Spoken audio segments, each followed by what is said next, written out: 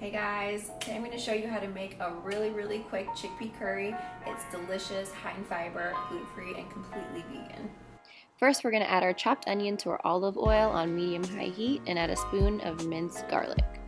We're going to continue to add our seasonings. We have a tablespoon of paprika, a tablespoon of curry powder. We're going to add some ground cumin. This is probably equivalent to about a teaspoon, and it should look like this.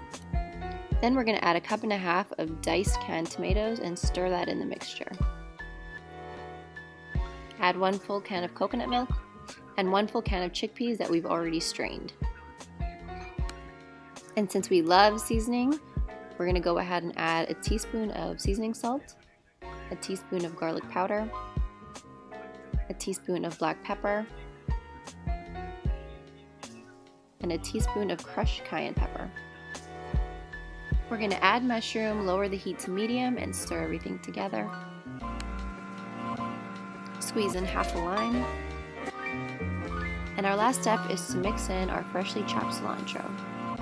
Then we're going to change the heat to low-medium and let it simmer for a few minutes. And when it's done, it should look like this. So beautiful, and it's so aromatic. I didn't show this part, but we boiled some quinoa. When my quinoa is cooked, I like to fry it with some spices and green onion.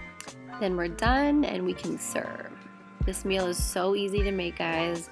It is so flavorful, high in protein, high in fiber, and completely vegan and gluten-free. Remember to give this video a thumbs up if you enjoyed.